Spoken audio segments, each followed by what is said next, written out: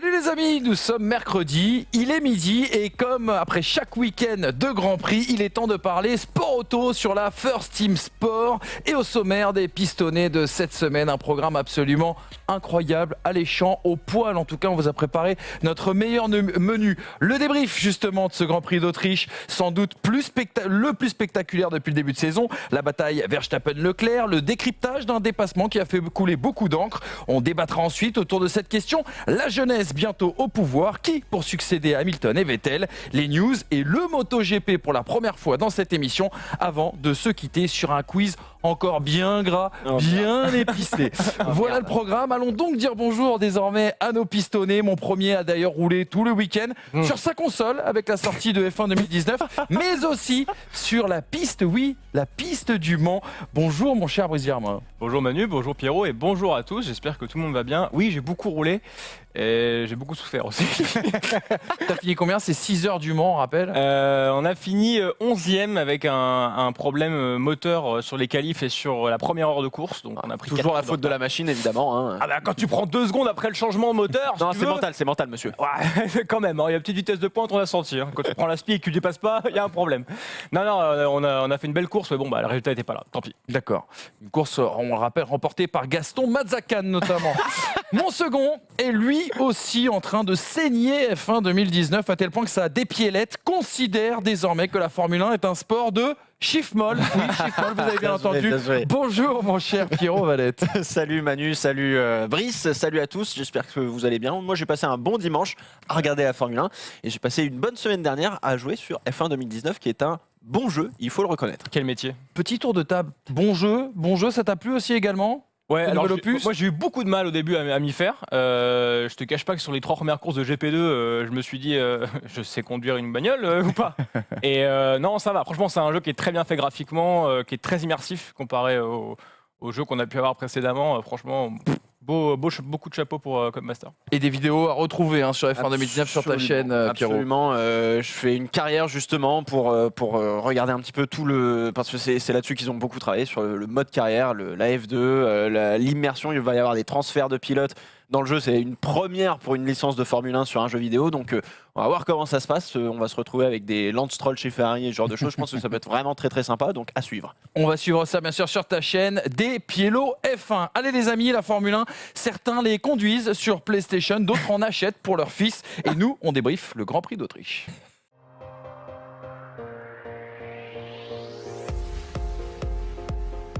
Le Grand Prix d'Autriche, 9e rendez-vous de cette saison 2019, remporté notamment par Max Verstappen. On regarde tout de suite le classement de ce Grand Prix d'Autriche qui aura été alléchant. Classement qui a été officialisé très tard, puisque 3 heures après la ligne d'arrivée, Verstappen a été confirmé, donc vainqueur devant Leclerc, Bottas 3e, Hamilton seulement 5e, Norris devant Gasly, et puis bien sûr Raikkonen et Giovinazzi pour terminer ce top 10, pardon, je vais y arriver. À noter, aucun abandon bien sûr dans ce Grand Prix. Jetons d'ailleurs un petit coup d'œil aux 4 enseignements retenus par les pistonnés aujourd'hui en plateau. Quel spectacle, forcément, ça c'est le premier enseignement. Mercedes en PLS, l'écurie allemande qui concède pour la première fois la victoire cette saison. Lando Norris qui nous a encore régalé, et si c'était lui le chouchou 2019. Et puis la belle performance d'Alfa Romeo et les premiers points de Giovinazzi. On commence avec le premier enseignement, bien sûr le grand show du côté de Spielberg. Une semaine d'ailleurs après que les pistonnés aient dit que la F1 se confondait un peu avec l'ennui. On a eu le droit à la course la plus spectaculaire, une belle fête en tribune, des stratégies décalées après les qualifs, une première ligne inédite, une course pleine de suspense, rebondissements et dramaturgie. Quel week-end on vient de vivre les amis. 1h30 de régal absolu, et j'ai même envie de te dire que depuis le début du week-end c'était du régal absolu. Je me suis moins emmerdé à regarder les essais libres de l'Autriche que la course de France. C'est terrible. C'est fou terrible de dire ça, mais parce que c'est un circuit. Alors, je pense qu'il n'y a pas forcément à remettre toujours en cause tous les circuits sur lesquels on va, parce que c'est un mix pour qu'on ait du spectacle. Il faut que ce soit un mix entre la réglementation de la Formule 1, de comment sont conçues les voitures, et les circuits sur lesquels on va. Là, le circuit de Spielberg en Autriche, circuit un peu à l'ancienne, des vibreurs très très méchants qui cassent facilement les ailerons. L'erreur, elle coûte cher puisque Bottas explose sa voiture en essai libre 2, si je dis pas de bêtises. Oui. Verstappen est parti à la faute, Vettel est parti à la faute, Hamilton a cassé son aileron. Il n'y a que Leclerc dans le top de 6, on va dire, avec Gasly qui n'a pas vraiment fait d'erreur. Donc on a eu du beau spectacle déjà en prémisse des qualifications et de la course. Et alors là, qui est belle là. Ah, c'était magnifique, puis il y avait tous les éléments réunis pour faire un beau week-end. Déjà, on l'a dit la semaine dernière, un circuit avec d'une pelouse, avec du gravier. Fertiligène. Exactement. Non, mais il y en a d'autres, hein, évidemment, et c'est pas une assurance d'avoir un Grand Prix fou. Mais en attendant, quand tu as une piste courte, donc les voitures, c'est compact quand même, tu as de l'herbe partout, du gravier partout, il n'y a pas d'erreurs qui sont permise. Ça permet d'avoir en fait déjà un test des limites de la course pendant les essais, pendant les qualifs, et ça permet derrière en course d'avoir des dépassements qui se font en piste, moins de trucs sujets à pénalité, même si bon, on en parlera plus tard, Verstappen et Leclerc, mais ça se fait en fait dans les règles de l'art et de la manière la plus ancestrale qu'on peut avoir en sport automobile, et ça donne une course magnifique. Enfin, voilà, il n'y a pas besoin d'avoir des dégagements fous et que les voitures restent en piste pour qu'au final ça se passe bien et que ça se passe avec du spectacle. Juste une petite relance, regardez dans le barco, on voit ce peuple orange qui a justement rempli les tribunes de ce Grand Prix d'Autriche. Ça aussi, c'est quand même une certaine émotion quand tu voyais cette tribune Max Verstappen se lever et faire la fête, on va dire comme au Brésil, presque comme dans un stade de football. Ça, c'est des images qu'on aime aussi en Formule 1. Ça, c'est des images qu'on aime beaucoup avoir, et malheureusement, ça fait un énorme contraste avec le Grand Prix de France, puisque les tribunes étaient quand même très clairsemées au Grand Prix de France, et là, tout le monde vient supporter Max Verstappen, parce que ils n'ont pas encore leur Grand Prix national, vu que ce sera l'année prochaine à Zandvoort. Mais voilà, moi ça me chagrine un petit peu, parce que j'aurais bien aimé voir autant de monde supporter nos Français, que ce soit Gasly ou Grosjean d'ailleurs, même Leclerc, même s'il est monégasque, mais au Grand Prix de France, malheureusement ça n'a pas été le cas. Là, c'est vrai qu'il y a une vraie unité derrière Max Verstappen, et je pense que ça porte quand même beaucoup le pilote. C'est comme les matchs de foot finalement, quand on joue à domicile ou à l'extérieur, c'est pas la même chose, et là il était clairement à domicile, le Red Bull Ring, les Hollandais dans les tribunes, donc forcément ça te booste comme des oufs, quoi. C'est des fous en même temps. Fallait voir l'état de la piste à la fin du Grand Prix, c'était pire qu'un stade. Tu vois une rave party en Bretagne, pareil. Le Red Bull Ring, c'était un dépotoir après le passage des Néerlandais. Non, mais c'est eux qui créent les plus gros DJ, c'est eux qui savent mieux faire la fête, attention. Non, mais ils ont fait le show, et puis derrière, franchement, ça ne m'étonnerait pas que Verstappen ait eu un regain de cœur quand il a vu ça. Un supplément d'âme. Et puis c'est une course qui a été humaine. Et c'est ce qu'on reproche souvent aux courses d'avant, c'est qu'elles sont trop robotisées. Enfin, il se passe pas grand chose parce que c'est des machines qui parlent, tout ça. Là, c'est une course qui est humaine parce qu'on a eu du cœur avec Max Verstappen. On a eu des coronesses un petit peu parce qu'il fallait y aller. Du panache, tout ça, et des erreurs humaines finalement. C'est-à-dire que chez Ferrari, il y a eu des erreurs au pit-stop. Verstappen lui-même, au départ, il fait une erreur. Il y a Hamilton, le grand maître Hamilton, qui, en fait, à force de sortir, ruine son aileron. Voilà, ça a été une course qui a été pleine d'erreurs humaines, et c'est les erreurs humaines qui créent la beauté du sport automobile. Les mauvaises langues diront aussi que si on a eu le droit à un grand show du côté de l'Autriche, c'est aussi parce que Mercedes était en PLS. Oui, en PLS, vous ne rêvez pas. C'est justement notre deuxième enseignement, bien sûr, de ce Grand Prix. Première fois de 2019 que les flèches d'argent ne l'emportent pas. Les flèches d'argent, Mercedes qui n'a d'ailleurs pas égalé le record de victoires successives, toujours détenu par McLaren, saison 88. Et surtout, fin de série pour notre ami Lewis Hamilton qui restait sur 10 podiums consécutifs. Regardez cette petite citation justement du pilote britannique quintuple champion du monde, mais aussi styliste dans la vie. Vous voyez, nous avons eu de la surchauffe, moins de puissance et moins de performance avec cette altitude. On a été aujourd'hui limité par la voiture. Super nappe. Oui. Moi, je dis oui encore et triple oui, puisque l'année dernière, déjà, ils avaient eu beaucoup de problèmes avec leur voiture pour faire fonctionner les pneus. D'ailleurs, il me semble que les deux voitures avaient abandonné sur problème mécanique, puisqu'ils arrivaient vraiment à la fin de leur moteur. Là, effectivement, problème de surchauffe. On a vu Lewis Hamilton et Valtteri Bottas faire des énormes lift and coast, c'est-à-dire qu'ils relâchaient l'accélérateur aux 200-300 mètres avant la zone de freinage, freiner relativement doucement, on va dire, si on peut dire ça, pour justement économiser, forcément du fuel, mais surtout économiser les pneus. Et ça, quand on a vu Verstappen passer Bottas a fait zéro résistance parce qu'il ne pouvait pas, et il savait que valait mieux assurer des gros points que ne pas assurer du tout de points et aller au crash avec Verstappen. les vieux démons de la Mercedes ressurgissent. Quand ils l'ont lancé, cette nouvelle Mercedes en 2010, elle avait un gros problème avec les températures. Que ce soit au niveau du moteur, que ce soit au niveau des pneus, toute la voiture n'aime pas les goudrons brûlants. C'est comme ça, elle ne les aime pas. Et alors, certaines années, ça se voit moins que d'autres, en fonction du type de pneu que Pirelli amène. Mais là, c'était flagrant, quoi. Enfin, il n'aime pas la chaleur, la grosse chaleur. Quand le goudron est à plus de 50 degrés, ça ne fonctionne pas chez Mercedes. Après, c'est pas partout dans la saison que ça arrive, et tant mieux pour eux. Mais en tout cas, les grands prix typés Autriche avec cette chaleur-là, on peut s'attendre à ce que ça se reproduise dans le futur et que Mercedes, ça ne fonctionne pas. Tout simplement pour dire que, pour finir là-dessus, la piste du Grand Prix d'Autriche, on a eu des températures, je ne vais pas dire comparables au Grand Prix du Castellet, c'est aussi ça qu'il faut comprendre, c'est que la piste n'est pas la même et que l'abrasion de la piste, la manière dont ça use les pneus et ça les dégrade n'est pas la même. Et au Grand Prix d'Autriche, c'est là où on a des fortes dégradations, et peut-être que Mercedes est dans la fenêtre au-delà de la limite d'exploitation, alors que les autres, sur tous les autres Grands Prix, sont peut-être en dessous et du coup arrivent dans cette fenêtre-là parfaite pour exploiter leur voiture au maximum. C'est peut-être ça qui explique aussi pourquoi on a eu des écarts aussi resserrés. Le moteur aussi, peut-être, un petit peu moins performant que ce que peut proposer Ferrari. Il était en fin de vie, le moteur Mercedes, là, donc je pense qu'ils l'ont utilisé ici parce qu'ils savaient aussi que ça allait être une course compliquée pour eux.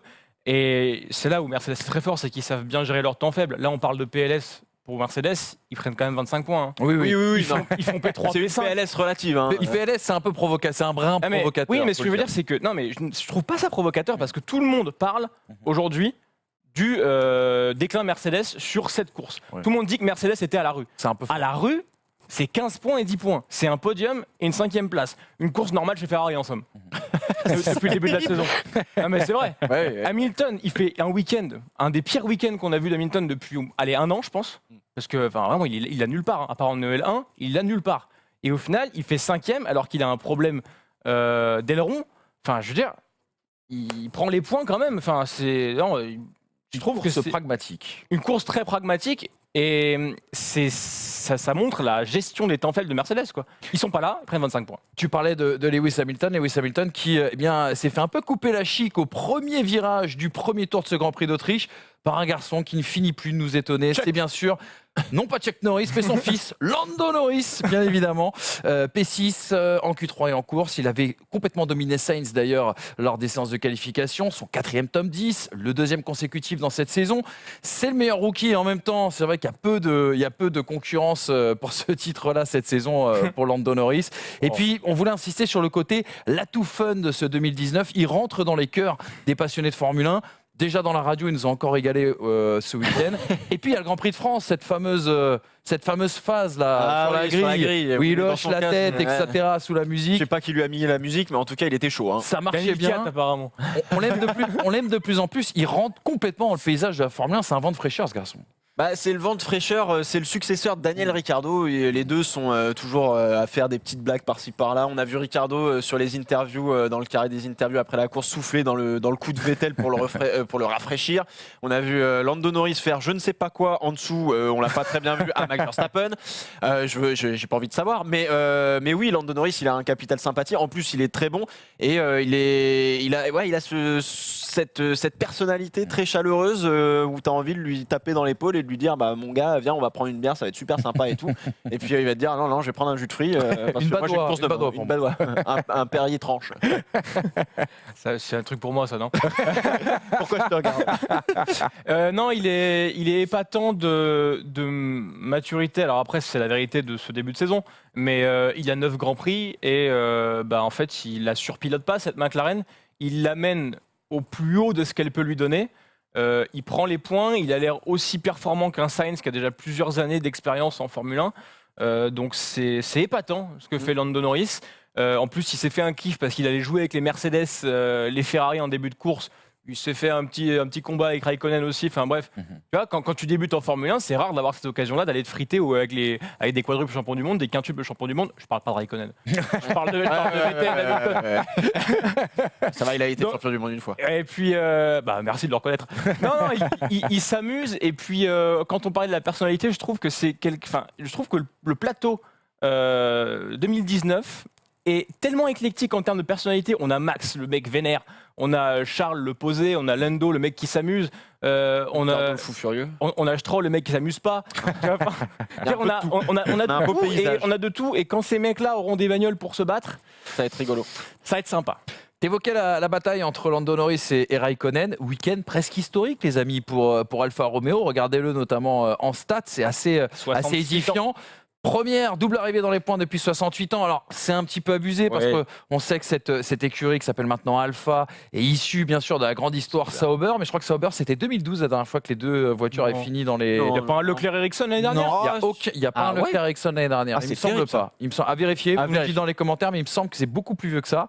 Premier point en carrière aussi pour l'Italien Giovinazzi, avec des écarts très serrés avec Ouais. Kimi. Moins de 10 dixièmes, je crois, en qualif, en Q3, moins d'une seconde sur la ligne d'arrivée. Et puis, les meilleures qualifications aussi de l'année pour ces deux alphas. Ça vous inspire quoi? Déjà, bravo Frédéric Vasseur, non? Oui, bah oui, Ouais, bravo ouais. Frédéric D'habitude. Vasseur, parce que là, il a repris les rênes il y a 1 an et demi, 2 ans, oui, c'est ça, ouais, exact. Bravo Frédéric Vasseur, parce qu'on voit que le travail paye. C'est quelqu'un de très pragmatique. Il a une formation d'ingénieur, donc forcément, ça file droit. Il y a pas de, si tu lui demandes, ouais, il y a un peu de chance en Formule 1, non. Du coup, effectivement, Giovinazzi P8 en qualif juste derrière Raikkonen. Encore une Q3 pour Giovinazzi, il en a pas fait 15, hein, mais encore une Q3, donc ça fait plaisir.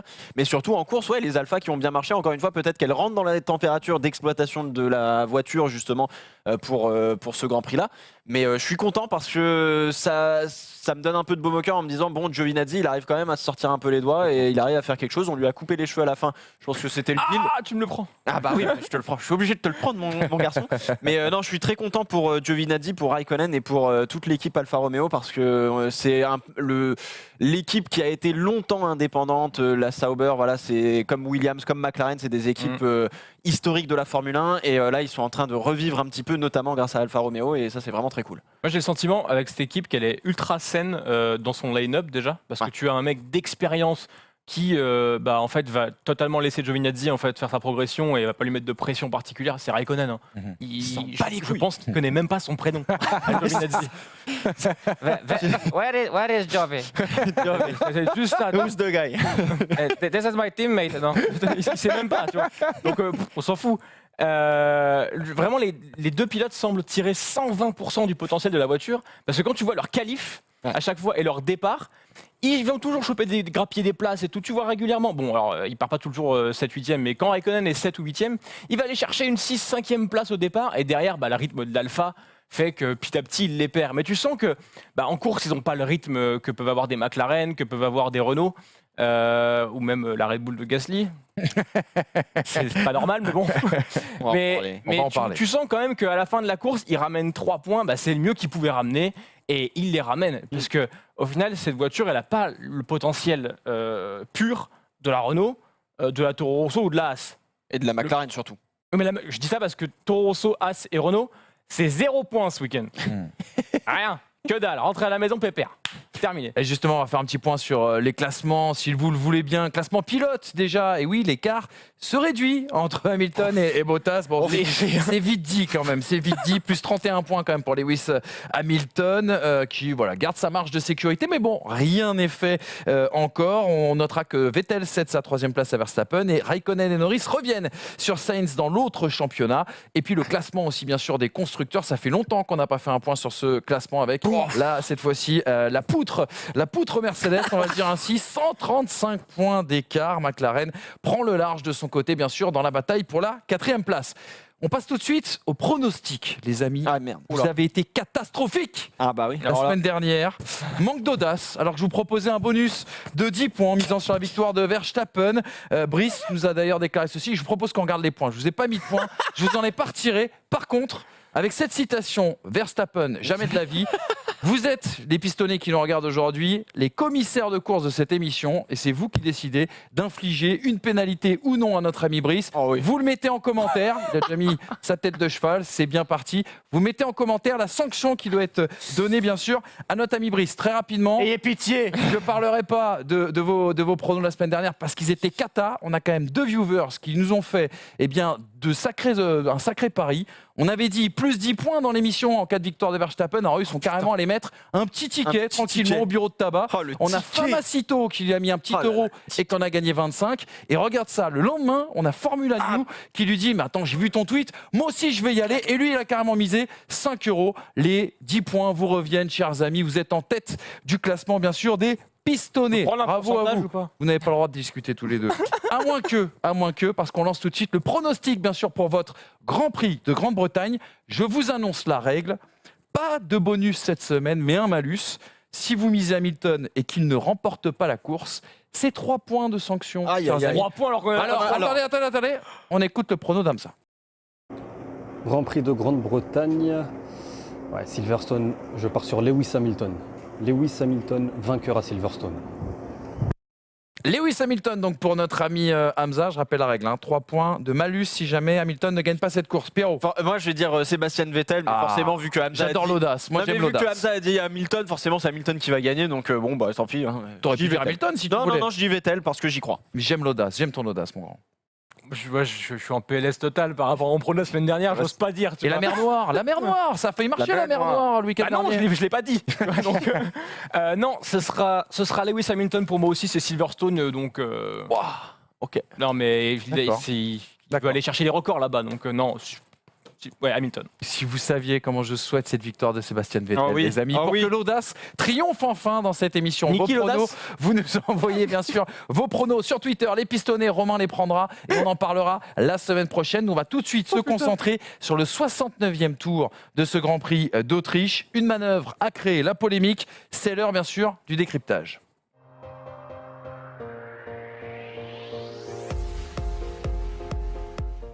Et cette manœuvre, elle a eu le droit, bien sûr, à la une de l'équipe. C'est suffisamment rare, en tout cas, pour le signaler. En effet, que la F1 soit en une, bien sûr, du quotidien sportif préféré des Français. On revient dans ce 69e tour. La bataille entre Verstappen et Leclerc et le décryptage, bien sûr, de notre ami Pierrot qui va nous expliquer ce qu'il s'est passé. Alors, pour justement parler de ce 69e tour, il faut déjà revenir un tour en arrière, puisque c'est au 68e tour de course qu'il faut comprendre le pourquoi de la manœuvre. En fait, Verstappen est donc derrière Leclerc, il a le DRS ouvert et va donc probablement faire les freins.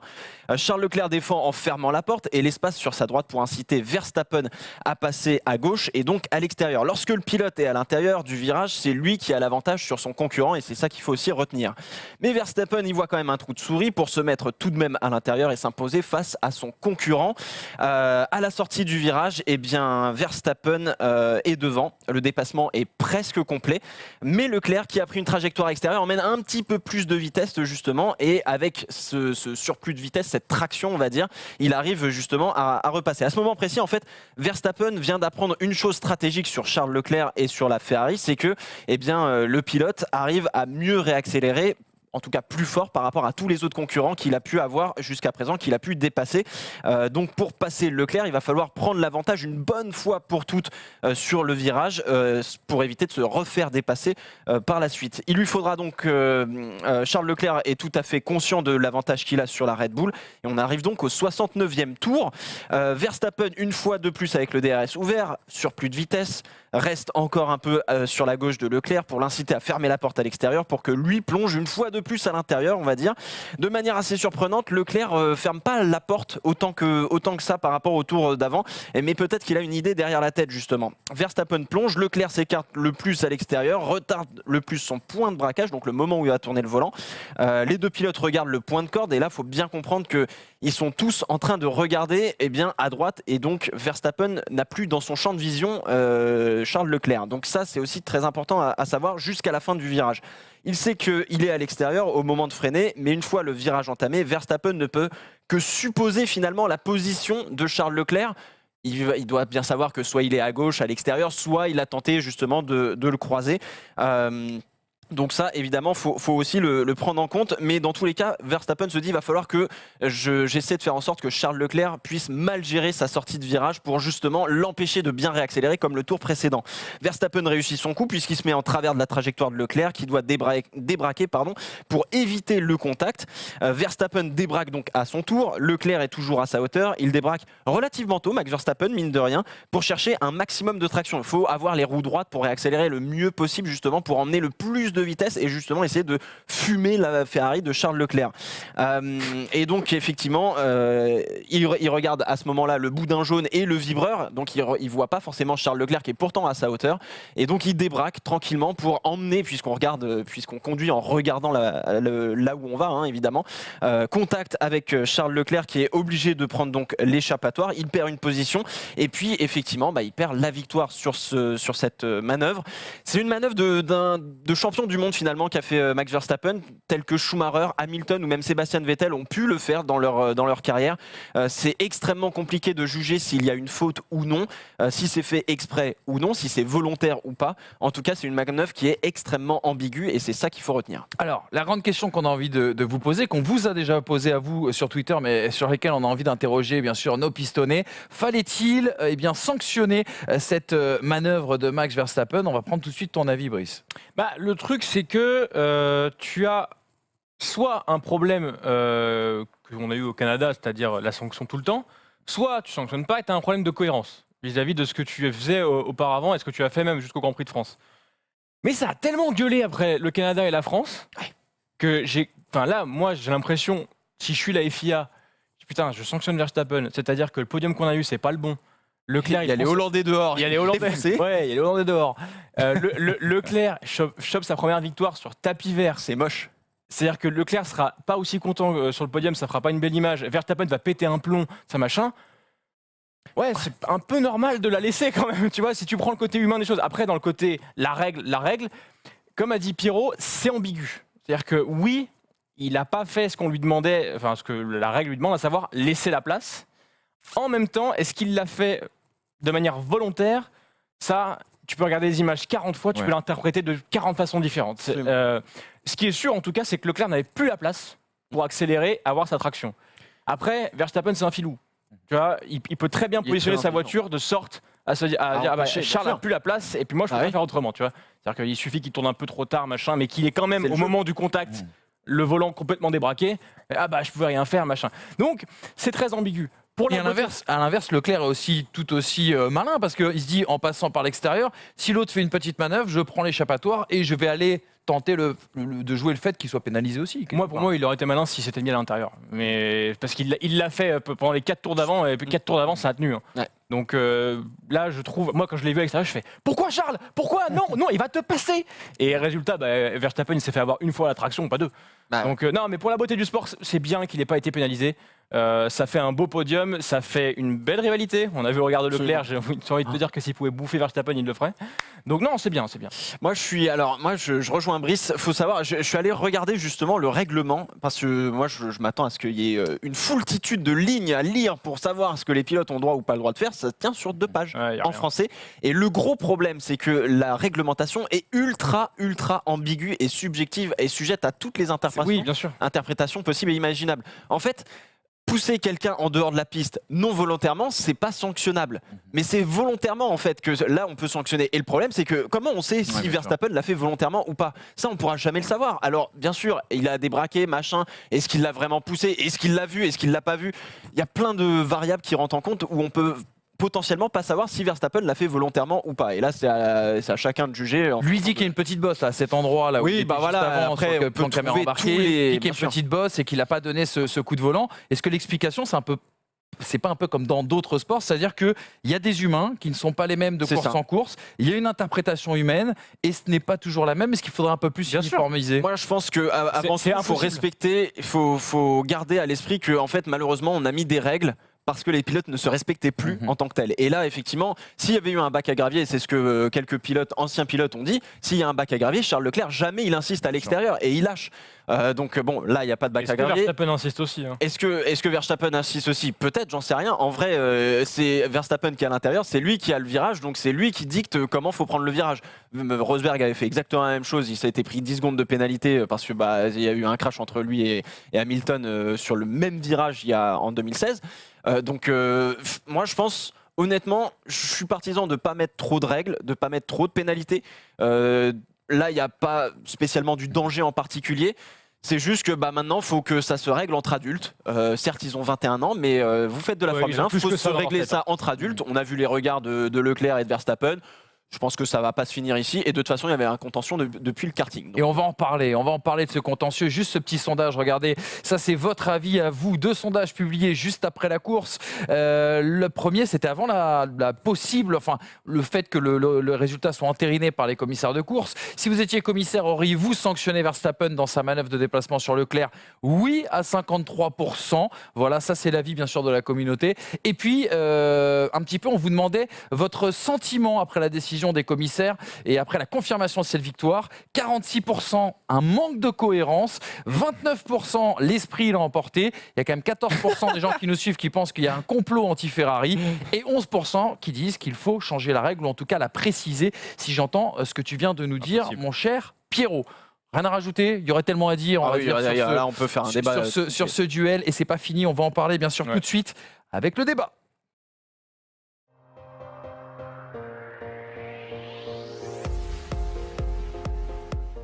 Le Grand Prix d'Autriche, presque comme un voyage dans le futur. Allez, rentrez, embarquez Dans la s'il vous plaît. DeLorean. Dans la DeLorean, forcément. C'était tiré un petit peu par les cheveux. On a une question, ce Grand Prix nous a posé une question. Les jeunes sont-ils en passe ou ne serait-ce pas les premiers prémices, en tout cas, d'un changement de pouvoir au sein de la Formule 1 ? Est-ce que les jeunes, justement, vont prendre le pouvoir ? Regardez les faits, en tout cas, qui nous ont posé cette question. La plus jeune première ligne de l'histoire, 21 ans et 8 mois. Le deuxième plus jeune podium de l'histoire avec Leclerc, Verstappen et bien sûr Bottas. Et puis, il y a eu quand même un geste à un moment donné symbolique. C'est, on l'a dit, cette bataille entre Norris et Hamilton dans le premier tour. Alors, avant d'évoquer la question des jeunes, posons-nous une question. À quand la fin de l'hégémonie Vettel-Hamilton ? Et avant de vous laisser la main, 2 petites déclarations. La première, celle de Vettel, qui expliquait dans le Times, il y a maintenant quelques semaines, qu'il pourrait partir, pourquoi pas, après 2020, en fonction bien sûr de la réglementation. L'autre citation, c'est l'œuvre de Lewis Hamilton, dans le fauteuil de David Letterman, une très belle émission que vous pouvez retrouver d'ailleurs sur Netflix, qui disait « Schumacher a pris sa retraite à 38 ans, j'en ai que 34, entre guillemets. Dans mon esprit, je peux encore faire 5 ans de plus. » Bref, tant qu'il y a la gagne, Lewis Hamilton continuera. Messieurs, à quand la fin de l'hégémonie Hamilton-Vettel ? Vettel, ça fait 5 ans. C'est fini. Tu l'as enterré ? T'as mis le dernier coup de pelle Non, et de pioche. je fais le show en vrai, mais non. Évidemment, c'est pas totalement fini, mais le Vettel qu'on a connu, qui était imbattable et qui freinait au même centimètre à chaque virage sur tous les Grands Prix, il a disparu quand même, il est plus là. On a retrouvé un Vettel chez Ferrari qui a pris les symptômes de Ferrari, à savoir la sensibilité du mental, l'amateurisme de la voiture et de l'équipe. Tu sens plus un Sébastien Vettel aussi conquérant qu'il a pu être auparavant. Et même s'il a la meilleure voiture, parfois, il fait pas les meilleurs résultats. Et pour moi, ça part. Hamilton, si la Mercedes continue de fonctionner, il n'y a pas de raison, au vu de la structure Mercedes, comment elle est faite, que ça ne continue pas. C'est pas fini encore. Moi, je pense que Sébastien Vettel et Hamilton, en fait, vont être très regardants de ce qui va se passer justement avec la réglementation de 2021, parce que c'est à ce moment-là, on va savoir si eux vont prendre leur retraite ou pas, parce que Vettel, ça commence à le saouler, parce que c'est plus un show qu'un sport, entre guillemets, ou en tout cas, il retrouve pas, lui qui est grand amateur de l'histoire de la Formule 1, il retrouve plus cet ADN qui fait la F1. Hamilton, je pense que c'est un peu plus différent. Hamilton, il continue à gagner, donc il va pas s'arrêter. Mais le jour où il va arrêter de gagner, il aura fait ce que Michael Schumacher a fait, c'est-à-dire que il a construit une équipe, il a gagné avec cette équipe. Et il va partir avec les records qu'il aura ou qu'il n'aura pas. Je pense que normalement, il devrait battre le record de victoire de Schumacher. Oui. Les titres mondiaux, on verra. Mais voilà, du coup, il partira et il sera très content. Je pense que on va arriver à la fin d'un cycle. Justement, ce cycle-là de cette jeunesse, entre guillemets, qu'il y avait dans les années 2010 avec Vettel, Button, Hamilton, Alonso aussi. Alonso qui... Et Raikkonen, et Raikkonen, évidemment. Ouais. Non mais Raikkonen, c'est un cas. Raikkonen, c'est un cas encore à part parce que lui, on lui demande qu'est-ce que tu voudrais changer pour la réglementation. Il fait moi je fais pas les règles, donc moi je m'assois dans la bagnole et je conduis. Donc t'es là, Est-ce qu'on peut boire bourré ? Est-ce qu'on peut conduire bourré ?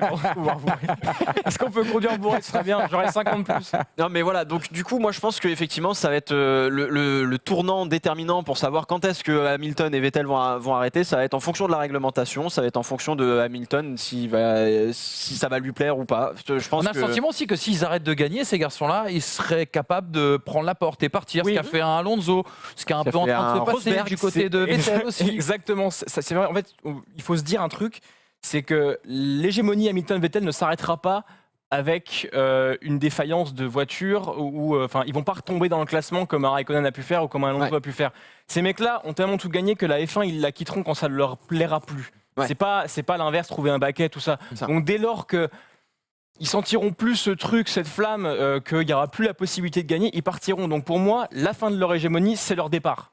Vettel, 1-2 ans, peut-être plus. Hamilton, à mon avis, une fois que les records de Schumacher seront battus, il fera ses valises. N'oublions pas que Schumacher aussi, on se rappelle, il y avait eu deux saisons assez douloureuses chez Ferrari 2005-2006, 2 ans de manque de performance après cette très très belle hégémonie. 2006, Et il avait quitté oui.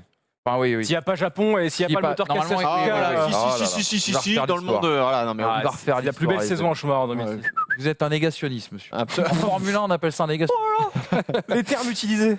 On a parlé bien sûr de cette hégémonie de ces deux grands champions. On fera un jour une émission d'ailleurs là-dessus, leur place bien sûr au panthéon de la Formule 1, mais parlons un petit peu de leurs successeurs.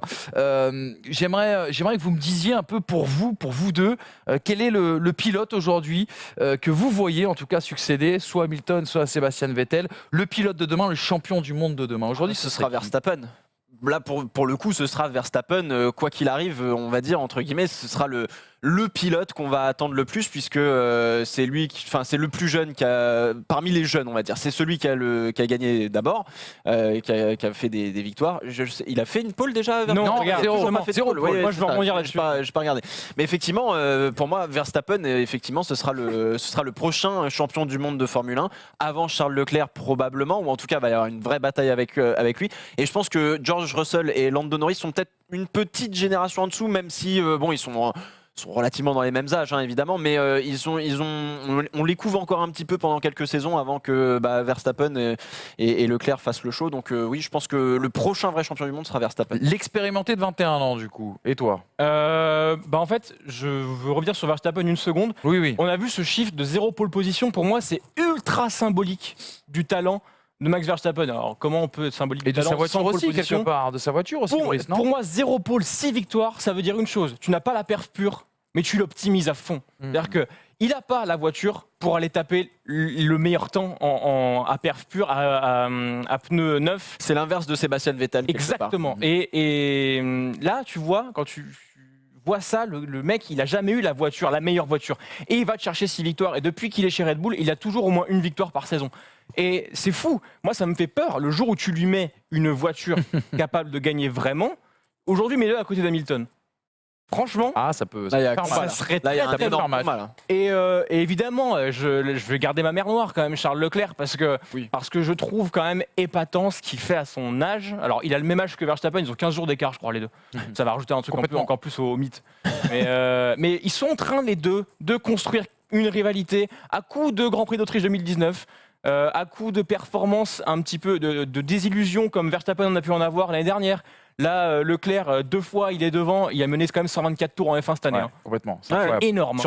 Sur une saison, même si on va l'étaler sur 2 saisons depuis qu'il a commencé. quoi. Ouais, mais là sur mais cette oui, bien saison, sûr, bien il sûr. a mené quand même les 2 tiers de 2 Plus Grands que Prix. Sébastien Vettel. Ah bah largement, oui.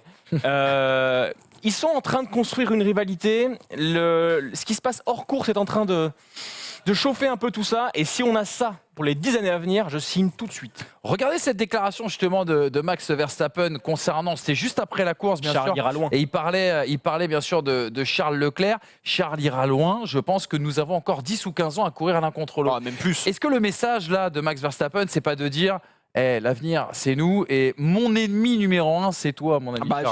J'espère bien. Et de toute façon, ce sera que plus beau parce que les deux ont des personnalités assez différentes, un peu comme Vettel et Hamilton finalement, mais les deux ont cette hargne que peut-être Totalement Vettel, différemment. totalement différemment, mais peut-être que Vettel et Hamilton non plus, parce que maintenant Hamilton et Vettel se respectent sur la piste beaucoup plus, on va dire, et puis s'ils font une belle bataille, ils se tapent dans la main comme de vieux potes. Grosso modo, Ouais, parce que là il n'y a pas de lutte Voilà. au championnat du Vettel, monde il va lâcher peut-être, aussi. tu vois. aussi. C'est la cheville.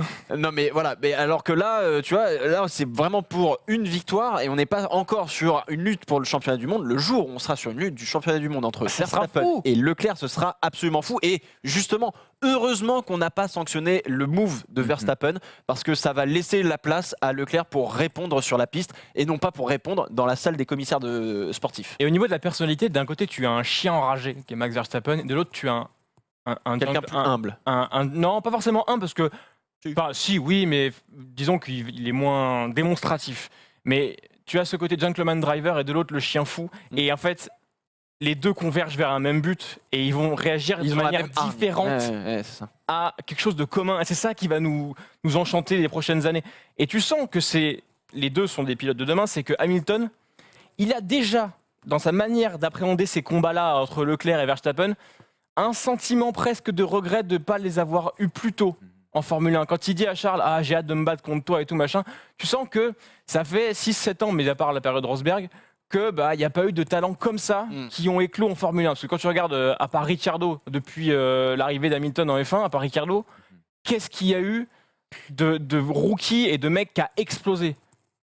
Hülkenberg, bonjour, peut-être. Ouais, explosé, Et les- explosé, il n'a pas encore. Ouais, mais les Felipe Nasser, les Bruno Senna, Ça, c'est des pistonnés, ça. Hein. Ouais. C'est une liste de pistonnés. Juste un petit panel, les amis, pour vous montrer d'autres pilotes, l'autre génération, la jeune génération, qui est aux portes de la Formule 1, pour certains qui sont arrivés. Si vous deviez justement en choisir, regardez, je crois qu'on a 4 ou 5 visages. On a du Mick Schumacher, on a du Lando Norris, du Albon, du Russell. On a même du... Comment on Nick prononce ? De Vries. De Vries, exactement. Si vous C'est deviez encore en garder un là, parmi ces 5 qu'on pourrait retrouver au plus haut niveau de la F1. Honnêtement, alors moi je vais suivre le choix de Charles Leclerc qui avait fait une interview avec Tom Clarkson dans sa belle Ferrari GT4C pas celui que Gusto. Voilà. Il avait parlé que Albon était un très très très bon pilote. Il l'a montré Mentalement depuis, très fort, hein. Ouais, très fort. Il l'a montré depuis le début de saison, même s'il a une Toro Rosso et que on le voit pas forcément souvent à la télé. Mais je prendrai Alexander Albon et peut-être aussi Lando Norris parce que je l'aime de plus en plus malgré le fait que je lui chiais littéralement dessus l'année dernière en F2. Voilà, il prouve que j'ai tort, donc tant mieux. Voilà. Moi, je dirais George Russell. Ouais, George Russell. Parce que, c'est horrible ce que je veux dire, mais il fait caca en silence. C'est-à-dire que... On dirait du Jean-Louis Moncet dans le qu'est-ce texte. qu'il raconte Oui. Non, mais en fait, il est en train de caca en déboîter son coéquipier. Oui, non, mais c'est facile. Ouais, L'autre, ouais. il a déjà la moins déboîtée. Non, mais Alors, on se calme, attends. hein. Il dit rien.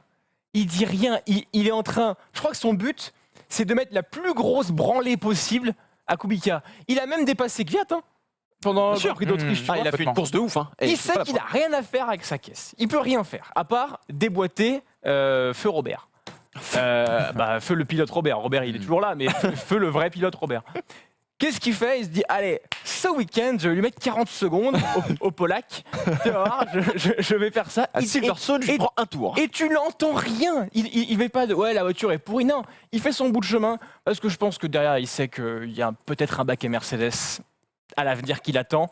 Et quand on verra qu'une vraie voiture, je pense que ça va être fort. On jugera sur pièce, bien entendu. Je retiens que personne d'entre vous n'a choisi Mick Schumacher. Vous nous en parlerez dans une prochaine émission. Feu de Absolument. paille, Regardez la pistonné. F2, Bref, on en parlera un petit peu plus tard. Il y a quand même une question qui se pose, les amis. Il y a 2 pilotes dont on n'a pas parlé. Pourtant, il y a un an, on les présentait, alors peut-être pas comme des futurs champions du monde, mais des garçons sur qui on pourra compter sur l'avenir. C'est Esteban Ocon et Pierre Gasly. Je propose de commencer bien sûr avec le cas Ocon, actuel 3e pilote bien sûr Mercedes, annoncé par Toto Wolff comme le champion de demain. Quelques petites statistiques sur Esteban Ocon. Esteban Ocon, est-ce que vous y croyez encore ou est-ce que vous êtes désespéré ? Moi, j'y crois. Moi, j'ai envie d'y croire encore pareil. parce que il a un vrai talent. On l'a vu sur les 2 saisons qu'il a faites chez Force India. Il se bat contre Perez, enfin il fait des moves totalement fou furieux à l'entrée du raidillon de l'eau rouge quand il se fait coincer avec Perez. Enfin bref, il a vraiment du vrai talent et c'est vraiment très malheureux qu'il se retrouve dans cette position dans laquelle il est actuellement. Malheureusement la F1 est tout à fait cruelle et bon nombre de pilotes qui auraient mérité même d'être champions du monde se sont retrouvés le cul par terre entre guillemets et ça me fait un peu mal de dire ça, mais malheureusement la rationalité me fait moins croire alors que effectivement j'aimerais y croire. Le cœur y croit mais la tête non. L'année, un paquet chez Mercedes l'année prochaine, c'est pas impossible pour Esteban Ocon aujourd'hui. Ce qui est compliqué, c'est que Bottas semble pas en position de faiblesse chez Mercedes. Il fait le taf qu'on lui demande. On lui en demande un peu plus. C'est quand même de lutter. Enfin, on juge pas à la fin de la saison, mais c'est vrai que c'est de un peu pousser plus- un peu Lewis on peut Hamilton être dans un ce peu plus retranchement. optimiste là en milieu de saison qu'on pouvait l'être en début de saison. Mais le vrai souci qui est flagrant, c'est que Ocon, qu'est-ce qu'il a à se reprocher sur ses années en F1 et maintenant rien. Ouais. Il est irréprochable. Il passe des heures au simulateur à n'en plus finir pour développer cette Mercedes. Parce que si Mercedes sera championne du monde à la fin de la saison, C'est avec 3 franchement, pilotes. Ocon, il est champion du monde aussi. Enfin, il va le mériter. Qu'est-ce qu'il a à se reprocher? Rien, sauf le fait de ne pas avoir de pognon. Ouais. Et c'est ça que tu te dis, c'est qu'en fait, il peut faire quoi de plus pour avoir ce baquet? La seule chose qu'il peut espérer, c'est que Russell derrière soit mauvais avec Williams, c'est pas bien parti, et qu'on vire Bottas. C'est pas Ce chez qui Racing Point inclurait qui va justement retourner. que Ferrari fasse une saison de ouf et batte Mercedes. Sauf que Le contrat de Bottas n'est pas renouvelé encore, les amis. Hein. Non, Et non, ils non. se sont laissés, je crois, un mois ou deux pour réfléchir à leur Ouais, Bah, justement, on y verra plus clair après. Mais ce que je veux dire, c'est Vous n'y que croyez pas, en tout cas. c'est pas que j'y crois pas, c'est que c'est compliqué. ouais. Et surtout, Ocon, il est à la limite de ce qu'il peut faire. Il taffe pour Mercedes, il est tout le temps là, tout le temps présent, il fait des heures de simulateur, comme on l'a dit. Qu'est-ce que tu veux qu'il fasse de plus, si ce n'est à trouver 10 millions par terre? Esteban Ocon qu'on annonce aussi également du côté de Renault. C'était une des rumeurs, Ouais. bien sûr, de ce week-end. Très bien. On débattra sur Esteban Ocon quand on aura bien sûr un petit peu plus de temps. Je suis obligé de vous poser quand même une question, les amis, sur Pierre Gasly. Ouais. Pierre Gasly et cette déclaration d'Helmut Marko, ça sent pas très très bon. Ça sent un peu vous savez, cette odeur de sulfateuse. Ah ouais. Être le coéquipier de Max n'est pas facile, je l'admets, mais la performance et la vitesse que montre Gasly Il est sont chier de tout dire ça. lui, hein. simplement inacceptables. Il est Les chier. propos d'Helmut Marko après la Q3, bien Eh bah, sûr, tu sais quoi au Grand Prix d'Autriche. Moi, je vais lui chier dans les bottes à Helmut Marko parce qu'il commence vraiment à me casser les couilles. Puisque On dirait Sébastien Bourdais impose, qui non, fait non, ça. mais attends, on impose Bourdais les réglages cry. de Verstappen à Pierre Gasly qui n'a pas le même style de Bien conduite. sûr. On lui donne des specs qui datent du Canada pour le Grand Prix d'Autriche parce qu'il n'avait pas le même aileron avant que Monsieur Verstappen. Et derrière, on est en train de lui chier dans les bottes alors que Norris arrive à passer Raikkonen en 3 tours. Lui, il prend 20 tours parce qu'il en chie avec une vitesse de pointe. Et alors là, faut pas non plus venir me dire ouais, Gasly, c'est une merde. Quand il a une vitesse de pointe avec le DRS ouvert et qu'il n'arrive pas à rattraper l'Alfa Romeo, il y a quand même un sacré problème. Il doit pas avoir la même spec que Monsieur Verstappen qui fait fail 3, j'ai un problème moteur. Ah mais non, j'ai gagné la course. On dirait Hamilton. Donc Helmut Marko va te faire enculer. Voilà. J'en ai marre. J'en ai marre. Non, j'en ai marre. Non, monsieur. non. Jamais Ah, de la vie tu dis ça. Alors, Helmut, tu viens quand tu veux. Hein. Ah bah, il va être bien dessus, tiens. Non, bah en fait le problème c'est que ce qui va être retenu, enfin Pierrot, pardon, oula. Ouh là là, Oula. m'énerve pas plus. Non, parce que déjà Marco il a pris. Pierrot a raison, mais ce qui va être retenu à la fin de la saison et on va regarder la feuille, on va regarder Max Verstappen premier, seule victoire de Red Bull en Autriche, Pierre Gasly 7e à un tour. Et on va retenir ça. Ah ouais. Alors, ce qui le sauve pour le moment, c'est qu'il n'y a pas chez Toro Rosso ce qu'il y avait en 2016, c'est-à-dire un Max Verstappen, capable de faire ce gap et arriver chez Red Bull et reprendre en main le truc. Si Kiat a été viré de Red Bull, c'est parce que Verstappen était incroyable. Donc, je pense qu'il a au moins la saison de tranquille. Mais alors après, sur le mercato, il y a des pilotes qui peuvent finir chez Red Bull, il y en aura. Et surtout, qui va récupérer Gasly? Tu vois ce que je veux dire? Et dans quel état? Parce que mentalement, Red Bull, ils sont en train de tout faire pour le détruire. Ouais. Parce qu'il fait ce qu'il peut, tu vois. Et on le sait qu'il n'est pas à l'aise avec cette bagnole. On le sait. Ça va pas. Et Marco, il lui dit oui, alors, si tu veux, il faut que ton pilotage soit adapté à la bagnole. C'est pas à nous de s'adapter. Bah, en fait, un peu, quoi. Enfin, mine de rien, tu fais pas ta bagnole que pour un pilote. Et si un jour tu veux gagner le championnat constructeur, tu vas te retrouver con quand tu auras que Max Verstappen en haut de la feuille et que ton deuxième pilote sera 6e parce que tu as fait ta voiture que pour un pilote. Fin de ce débat en tout cas. Merci beaucoup mes amis pistonnés pour avoir réagi comme ça. Vous réagissez chez vous en commentaire bien évidemment sur Twitter. Romain, sera un plaisir de vous accueillir et de répondre bien sûr à tous vos messages. Bref, on veut vos réactions et nous on passe tout de suite aux news.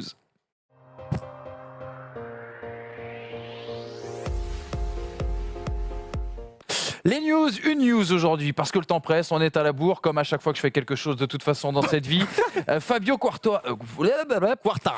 Quartararo, oui, on va parler MotoGP, ce débutant en MotoGP, 20 ans seulement, première saison, 3e pole position du côté d'Assen aux Pays-Bas, record de précocité, c'est sûr bien sûr le fait d'avoir connu 2 pole positions bien sûr consécutives, 2e podium consécutif, il avait fait 2e à Barcelone, 3e à Assen bien sûr ce week-end. Incroyable performance, d'autant que, regardez ce qu'il nous déclarait, je vous laisse regarder cette déclaration. La nuit passée, je me suis réveillé plusieurs fois à cause de mon bras. Ce matin, je n'étais même pas convaincu de pouvoir terminer le Grand Prix. C'est donc aujourd'hui mon meilleur moment de carrière. Il est épatant et c'est vrai qu'on ne parle jamais de MotoGP dans cette émission parce que c'est une émission de sport automobile. Mais là, on est obligé d'en parler, David Ferré. Comme ça, il était. Ah, ouais, non, mais Comme c'est ça, il était sur la moto. C'est un truc de ouf. Moi, je suis tombé sur les derniers tours du MotoGP justement parce que c'était juste avant la Formule 1, donc j'ai un petit peu regardé. Je dois dire que moi, c'est pas quelque chose qui me booste de ouf. J'ai toujours été plus sur 4 roues que sur 2, mais c'est ultra impressionnant la manière dont ils prennent les virages, le MotoGP en règle générale. Et quand on voit qu'il est obligé de se mettre une poche de glace sur le bras parce qu'il a été opéré une première fois, que ça n'a pas marché et qu'il va falloir probablement qu'il repasse sur le billard, et tu te dis qu'il fait 3e et que il souffre pour y arriver, Sachant que vachement beau. Le podium qu'il prend à Barcelone, c'est juste après son problème au bras. Ouais. C'est-à-dire que 20 ans, je me fais opérer, podium. Ah ouais. Allez. Et en plus, on lui reprochait après Barcelone d'avoir fait podium parce que les 4 de devant étaient tombés. Tu vois, genre, oui, déjà, excuse-moi, mais bon, c'est pas des podiums volés, hein, il n'avait qu'à pas tomber. Et là, ce week-end, il finit 3e derrière qui? Marquez, excusez-moi, Vignales, excusez-moi. Il est 6e au championnat derrière qui? Valentino Rossi, excusez-moi. Première saison Excusez-moi. en MotoGP. Excusez-moi, messieurs, mais c'est impressionnant. Et franchement, avoir un Français à ce niveau-là en MotoGP, C'est beau. c'est très beau, parce que ça faisait un moment. Les Espagnols, il y en a marre. Juste un dernier tour de table sur le MotoGP. Vous les passionnés de F1, les spécialistes F1, quel est le regard que vous avez sur cette discipline? Alors je sais que moi en MotoGP tout le monde me dit qu'il y a beaucoup plus d'action, ce qui est C'est vrai, Oui. sur la piste. En revanche moi quand je suis tombé sur les derniers tours, j'ai pas vu énormément de dépassements, mais c'est un mal pour un bien parce que ça m'a permis de vraiment apprécier la manière dont justement ils pilotent les motos. Quand ils prennent le virage, ils mettent la moto sur le côté comme ça, tu fais mais what? Donc très très impressionnant, et ça va me permettre peut-être de suivre la MotoGP justement parce que moi j'y connais rien, mais ça peut être assez intéressant et je pense qu'il y a pas mal de spectacles effectivement. Moi, j'adore Valentino Rossi, donc je suis... Il dottore. Ouais, mais je suis fan de ce... T'es italien, toi, un peu, non? Eh oui. Ouais, non, ça se voit pas, mais... Breton, Alsacien breton. Mais j'ai la maman qui est italienne, effectivement. Non, mais Valentino Rossi, moi j'étais fan le jour où il a mis son t-shirt quand il a été 8 fois champion du monde et qu'il avait mis une horloge avec 8 heures comme ça. Et il avait mis en italien désolé pour le retard parce qu'il avait eu un an où il n'avait pas été champion du monde. Et tu vois, cette personnalité, j'adore. Et ben c'est que des mecs comme ça que je kiffe en MotoGP, c'est des mecs qui ont des personnalités qui sont très charismatiques et puis qui ont des balls. Hein. Enfin, parce que Ouais, c'est ce que j'allais dire, c'est des mecs qui ont des balls, des trucs un petit peu comme ça. D'ailleurs, à Assen, ce qui était agréable dans ce Grand Prix, c'est que c'était quand même la cathédrale du MotoGP, un circuit totalement dédié, bien sûr, à la moto. Et c'est vrai que ça a donné, je trouve, un regard encore plus incroyable et spectaculaire. Ouais. On passe au quiz, les amis? Vous avez prêt? Quiz de la mort. Quiz de la mort tout de suite.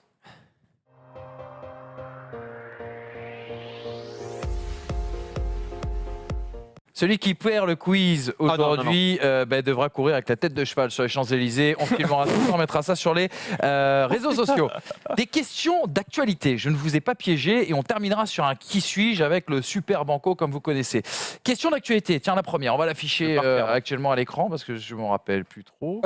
Mais je me rappelle de la réponse forcément. Première question. Combien de Néerlandais vainqueurs en Grand Prix? 3.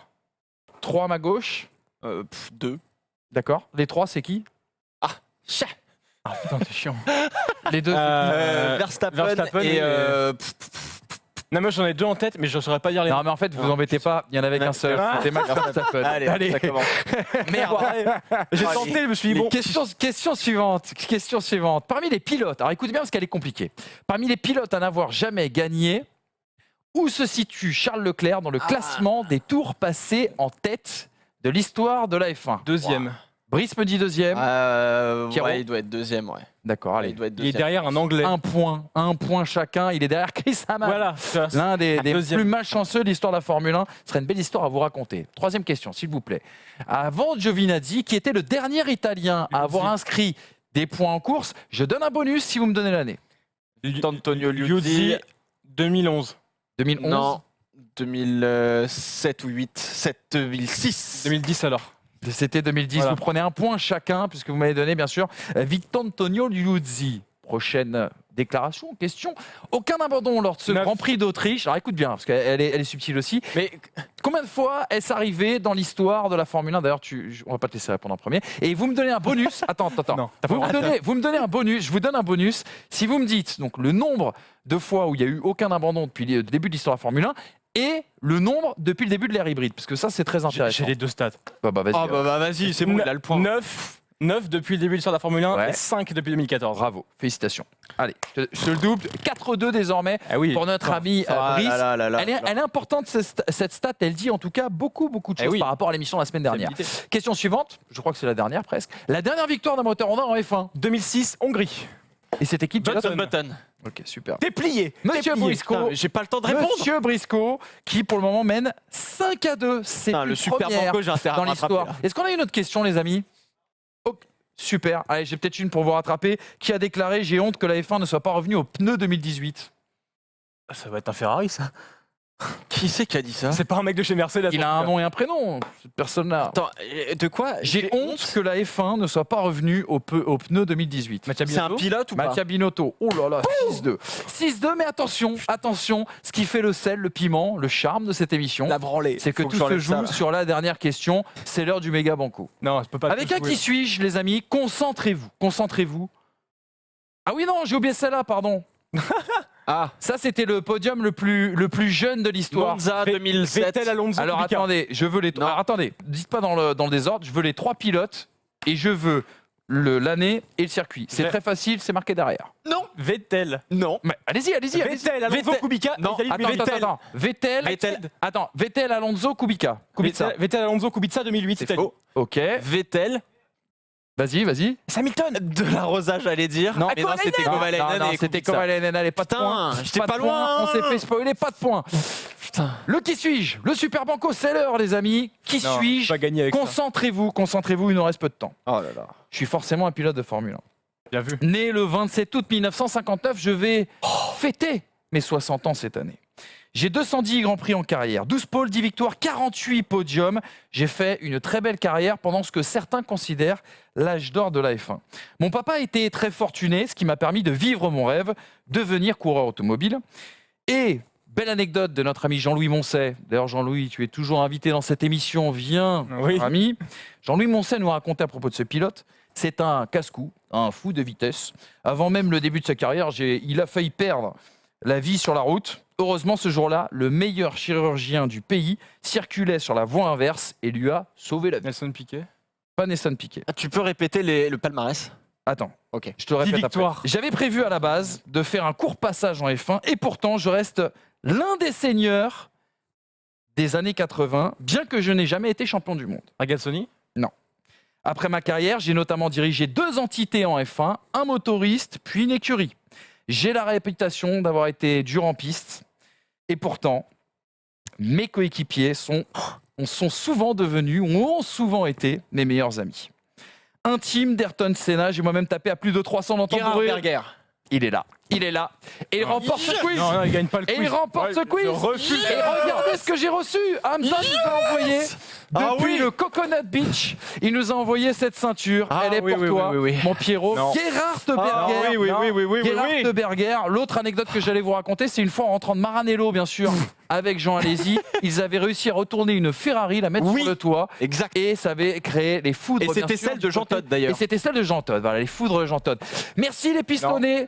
Brice, bravo. Tu auras été le Charles Leclerc de cette émission. Tu auras mené ce quiz avant, bien sûr, de t'effondrer. Victoire, eh bien 7-6. Ah, je suis vraiment Ferrari. moi. Presque au tie-break de notre ami Pierrot. Merci à la régie, Tom, Polo, Antoine également qui était avec nous. Petit plan sur eux, on adore finir là-dessus. Ah et on ouais, se retrouve vous êtes où, là mercredi 17 juillet, après bien sûr le Grand Prix de Silverstone, pour la 7e émission des pistonnés débrief après course, la 007 si vous préférez. Bonne oui. semaine à tous. Merci les gars, c'était top. Au revoir. Yeah.